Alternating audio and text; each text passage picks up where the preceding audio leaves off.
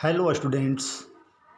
आज मैं फिर भौगोलिक ज्ञान के इतिहास को लेकर आप सभी से संबोधित हूँ। आज हम लोग जर्मनी के भौगोलिक ज्ञान के इतिहास का परीक्षण करेंगे। इससे पहले के वीडियो में हम लोगों ने भारत के प्राचीन भौगोलिक ज्ञान को जाना और समझा था, जो अत्यंत ही समृद्धशाली एवं गौरवपूर्ण है। तो हम अब आगे बढ़ते हैं। प्राचीन काल से ही भारतीय, यूनानी और रोमन भूगोलवेत्ताओं ने भूगोल के विभिन्न अंगों के वर्णन अपने ग्रंथों में किए थे, परंतु एक स्वतंत्र विज्ञान के रूप में भूगोल का अध्ययन 18वीं शताब्दी में जर्मनी में आरंभ हुआ था। 19वीं शताब्दी में यह एक क्रमबद्ध विज्ञान के रूप में जर्मनी के कॉलेजों एवं विश्वविद्यालयों में पढ़ाया जाने लगा था। वर्तमान समय में तो प्रत्येक 15 वर्षों में भौगोलिक साहित्य पहले से लगभग दुगुना हो जाता है, किंतु पूर्व के कालों में वर्षों बीत जाने पर 1 या 2 पुस्तकें ही सामने आ पाती थी। ठीक है, उसके पीछे बहुत तरह की वजहें थी, बहुत तरह का कारण था। कागज़ की कमी थी, छपाई मशीनों का अभाव था, लोगों को हाथ से लिखना पड़ता था, इतने तरह के साधन नहीं थे। फिर भी कांट, हम्बोल्ट, रीटर, रिच्थोफेन, रेटजेल, हेटनर आदि भूगोलवेत्ताओं ने वातावरण निश्चयवाद के सिद्धांत को मजबूत किया था। ये सब जर्मनी के ज्योग्राफर थे, भूगोलवेत्ता थे। यद्यपि वे मानव द्वारा वातावरण के साथ अनुकूलन को भी मानते थे। इनमें से रिच्थोफेन तथा हेटनर महोदय ने भूगोल को क्षेत्रीय विज्ञान के रूप में स्थापित किया था। जर्मन भूगोलवेत्ताओं के क्रम एवं उनके योगदान को निम्नलिखित सारणी से समझा जा सकता है, जो आपके स्क्रीन पर दिया जा रहा है। स्क्रीन पर ध्यान दीजिए। सब भूगोलवेत्ताओं का नाम एवं उनका योगदान उसमें दिया हुआ है। इसमें पहला है रीनहॉल्ड फॉस्टर। इन्होंने मानव भूगोल लिखा या मानव भूगोल में अपना योगदान दिया। दूसरा है जॉर्ज फॉस्टर। इन्होंने प्रादेशिक भूगोल का वर्णन किया या प्रादेशिक भूगोल में अपना योगदान दिया। तीसरा है इमैनुअल कांट। इन्होंने भूगोल की शाखाओं का वर्गीकरण किया, अलग अलग किया। ये मानव भूगोल है, ये आर्थिक भूगोल है, या ये भौतिक भूगोल है, ये प्रादेशिक भूगोल है, इस तरह से करके। चौथा है हम्बोल्ट। हम्बोल्ट बहुत प्रसिद्ध विद्वान हुए हैं। इनकी 2 प्रसिद्ध पुस्तकें हैं, कॉस्मोस एवं मध्य एशिया। इस विषय को इन्होंने ही सबसे पहले भूगोल नाम दिया था। यहाँ हम आपका ध्यान खींचना चाहेंगे, यहाँ ध्यान देने की बात है कि इस विषय का नामकरण भारत के आर्यभट्ट महोदय ने 5वीं शताब्दी में ही कर दिया था। ध्यान होगा आप लोगों को, जो प्राचीन भारत का भूगोल हम लोग पढ़ाए थे। किंतु यूरोपीय विद्वानों ने भूगोल शब्द के नामकरण का श्रेय हम्बोल्ट को दिया है।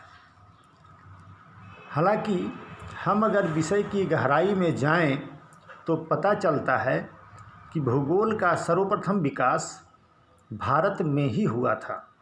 यहाँ से यह ज्ञान पहले अरब देशों में गया और कालांतर में वहाँ से यूरोप पहुँचा, जिसे यूरोपीय विद्वानों ने अपना नाम देकर आगे बढ़ाया। फिर भी हमें यहाँ जर्मन भूगोलवेत्ताओं का अध्ययन करना है, इसलिए आगे बढ़ते हैं। इसमें 5वां भूगोलवेत्ता हैं कार्ल रिटर। इन्होंने मानव भूगोल का अध्ययन प्रादेशिक विधि से करने का तरीका बताया। 6ठा है ऑस्कर पेसेल। ऑस्कर पेसेल महोदय ने भू आकृति विज्ञान में अपना योगदान दिया। 7वां है रेटजेल। मानव भूगोल वो भी क्रमबद्ध विधि से, कार्ल रिटर ने प्रादेशिक विधि से दिया, इन्होंने क्रमबद्ध विधि से कहा। इन्होंने मानव के विकास में डार्विन के सिद्धांतों का अनुसरण किया था। यहाँ ध्यान देने की बात है कि डार्विन का सिद्धांत भी भारतीय पुराणों का अनुसरण करता हुआ दिखता है। पुराणों में दशावतार का वर्णन मिलता है, जिसके अनुसार पृथ्वी पर प्रथम जीव की उत्पत्ति जल में मत्स्यावतार के रूप में तथा दूसरा कच्छपावतार अर्थात वैसे जीव जो जल और थल दोनों पर रहने में समर्थ थे। तीसरा बारह अवतार जो पृथ्वी के विशाल प्राणी डायनासोर कहलाए और अंत में क्रमशः मानव का जन्म हुआ। इसमें और भी अवतार हैं जिसके विस्तार में हम नहीं अभी जाना चाहेंगे, किंतु पीछे की ओर देखने पर हमें महसूस होता है कि ये भी भारतीय भूगोल का ही अनुसरण इसमें किया गया है। 8वां भूगोलवेत्ता थे जर्मनी के वॉन थ्यूनेन। इन्होंने मुख्य रूप से कृषि भूगोल का वर्णन किया है, या कह सकते हैं कि ये कृषि भूगोलवेत्ता थे। 1826 ईस्वी में इन्होंने कृषि अवस्थिति सिद्धांत का प्रतिपादन किया था। कब किया था? 1826 ईस्वी में। अब 9वां पॉइंट देखते हैं। 9वां भूगोलवेत्ता जोसेफ पार्च। इन्होंने साइलेशिया का प्रादेशिक भूगोल नामक पुस्तक लिखा था। उसमें साइलेशिया का हर तरह का वर्णन करने का प्रयास इन्होंने किया है। 10वें भूगोलवेत्ता हैं वॉन रिच्थोफेन। इन्होंने भौगोलिक संस्था एवं महासागरीय संस्था की स्थापना की थी और कुछ प्रसिद्ध पुस्तकें भी इन्होंने लिखा था, जिसमें आर्थिक एवं खनिज भूगोल, चीन का भूगोल, जियोग्राफालॉजी नाम से शोध पत्रिका का भी संपादन किया था। इनके पुस्तकों एवं शोध ग्रंथों को 2 भागों में बांटा गया है। पहला है संश्लेषणात्मक और दूसरा है विश्लेषणात्मक। इसको कह सकते हैं रीजनल ज्योग्राफी कोरोलॉजी या जनरल ज्योग्राफी एल्जेमाइन ज्योग्राफी। रिच्थोफेन महोदय के द्वारा शिक्षा प्राप्त करने वाले भूगोलवेत्ताओं की एक लंबी श्रृंखला है। यहाँ हम बताना चाहेंगे कि रिच्थोफेन महोदय यूनिवर्सिटी में प्रोफेसर थे, उनके बहुत सारे विद्यार्थी भी थे। वही एक लंबी श्रृंखला है, जिनमें से मुख्य निम्नलिखित हैं। पहला अल्फ्रेड किरचॉफ। इन्होंने यूरोप का प्रादेशिक भूगोल लिखा। दूसरा अल्फ्रेड हेटनर। पृथ्वी का क्षेत्रीय विज्ञान के बारे में इन्होंने वर्णन किया है, या कह दीजिए कि पृथ्वी के क्षेत्रीय भूगोल के बारे में इन्होंने लिखा है। तीसरा, अल्बर्ट पेंक, इन्होंने भू आकृति विज्ञान की 2 पुस्तकें लिखी थी, जिनमें से एक 1905 ईस्वी में तथा दूसरी 1910 ईस्वी में प्रकाशित की गई थी। इसके बाद हैं अलेक्जेंडर सुपान, इन्होंने भौतिक भूगोल में अपना योगदान दिया था। फिर हैं जोसेफ पार्टस्क, इन्होंने साइलेशिया का भूगोल लिखा था। फिर आप 16वें नंबर में गिन सकते हैं इनको, पसार्गे, इन्होंने दक्षिणी अफ्रीका के कालाहारी प्रदेश का मुआयना किया था, वहाँ गए थे और उसके बारे में अपने पुस्तक में वर्णन किया है। 17वें नंबर में आप ले सकते हैं अल्फ्रेड फिलिप्सन, इन्होंने यूनान का भूगोल, एशिया माइनर, भूमध्य सागरीय प्रदेश नामक पुस्तकों की रचना की और इन्होंने अपना योगदान भूगोल में दिया। ठीक है, अब आगे देखते हैं। उपरोक्त जर्मन भूगोलवेत्ताओं के अध्ययन, अध्यापन, पुस्तकों एवं शोध ग्रंथों ने निम्नलिखित विचारधाराओं एवं भौगोलिक पक्ष को जन्म दिया है, जो आपके स्क्रीन पर दिया जा रहा है। स्क्रीन पर देखिए। इसमें पहला है वैज्ञानिक भूगोल। 18वीं शताब्दी में पिता और पुत्र फास्टर्स ने पृथ्वी के विभिन्न भागों के भौगोलिक तथ्यों का परीक्षण वैज्ञानिक ढंग से किया था। ये लोग एक तरह से घुमक्कड़ थे, घूम घूम करके इन्होंने बहुत कुछ अध्ययन किया था। फास्टर्स के बाद कांट ने अपने ग्रंथ भौतिक भूगोल द्वारा वैज्ञानिक भूगोल की स्थापना की थी, जिस पर अन्य भूगोलवेत्ताओं ने वर्तमान भूगोल का भव्य भवन निर्माण किया। मतलब इन लोगों बेस तैयार किए, पिलर थे ये लोग। दूसरी विचारधारा क्रमबद्ध भूगोल। क्रमबद्ध भूगोल का सबसे महान भूगोलवेत्ता और वर्तमान भूगोल का प्रवर्तक एवं संस्थापक हम्बोल्ट को माना जाता है। हम्बोल्ट प्रकृति की एकता और कार्य कारणत्व का प्रतिपादक था। उसने भौगोलिक वर्णनों के साथ उस क्षेत्र के मानचित्र भी बनाए थे। जलवायु के मानचित्रों में समताप रेखाओं के प्रयोग का जन्मदाता भी हम्बोल्ट ही था। जो हम लोग आज मानचित्र में देखते हैं, समताप रेखा बना हुआ मिलीबार वाला में, वो इन्हीं का देन है। अब तीसरा देखते हैं, वातावरण निश्चयवाद। रेटजेल के 2 ग्रंथों में प्राकृतिक वातावरण के प्रभावों को अत्यंत महत्व दिया गया था।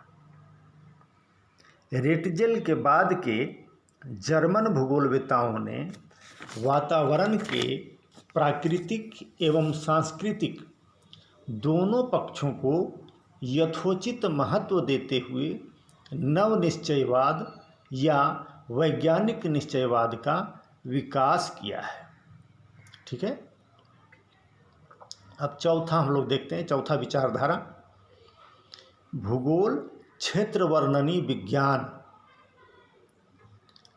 भूगोल को क्षेत्र वर्णनी विज्ञान के रूप में प्रतिपादित करने का श्रेय जर्मनी के 2 भूगोलवेत्ताओं रिच्टोफेन और हेटनर को है।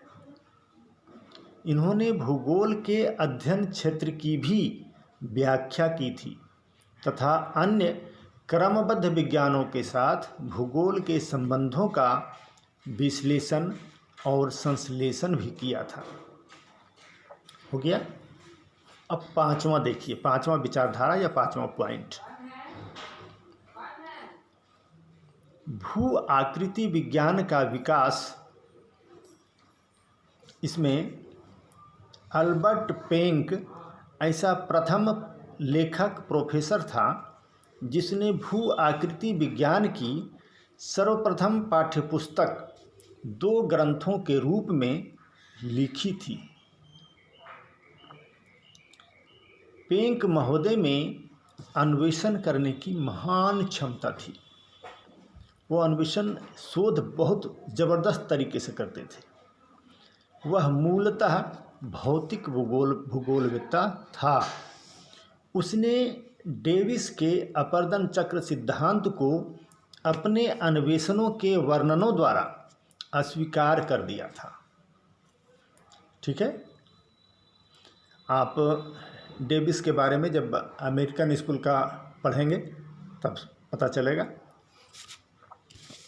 छठा विचारधारा, भू राजनीति।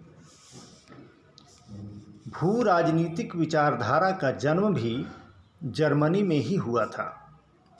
भू राजनीति के क्षेत्र में कार्ल हाशोफर अत्यंत प्रभावशाली था। उसने भू राजनीति के परिभाषा करते हुए बतलाया कि भू राजनीति वह विज्ञान है जिसमें प्राकृतिक वातावरण और राजनीतिक जीवन का अध्ययन किया जाता है तथा राजनीतिक जीवन को उसके पृथ्वी से संबंधों और ऐतिहासिक गतियों की दशाओं के संदर्भ में समझा जाता है। ठीक है, अब सातवां विचारधारा देखते हैं, प्रादेशिक भूगोल। भूगोल के विश्लेषणों, वर्णनों और प्रकाशनों में जर्मन भूगोलवेत्ताओं ने सदैव ही बहुत ऊंचा स्तर रखा।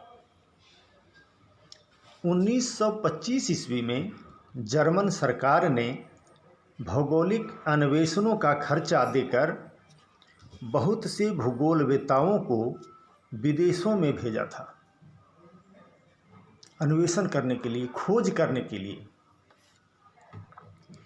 विदेश अध्ययन से लौटने के पश्चात उन्होंने प्रादेशिक भूगोल प्रकाशित किए थे, बहुत सारी पुस्तकें लिखी गई थी।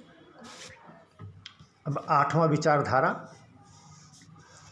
भूगोल की शाखाओं का विशेषीकरण। 18वीं शताब्दी के मध्य में ही कांट ने भूगोल की शाखाओं का वर्गीकरण कर दिया था। 19वीं सदी में हम्बोल्ट और रीटर ने इन शाखाओं के वर्गीकरण को अधिक स्पष्ट किया था और इन शाखाओं का विशेषीकरण भी आरंभ किया था। 20वीं शताब्दी के मध्य से जर्मनी में भूगोल की शाखाओं का अधिक विशेषीकरण हुआ है। इस प्रकार हम देखते हैं कि जर्मनी में यूरोप के अन्य देशों के अपेक्षा अधिक और पहले भौगोलिक ज्ञान का विकास हुआ था और इसका श्रेय हम जर्मन संस्कृति को देना चाहेंगे, जिसने संस्कृत भाषा को अपनाया। वर्तमान समय में भी जर्मनी के कई विश्वविद्यालयों में संस्कृत के अध्ययन अध्यापन पर जोर दिया जा रहा है।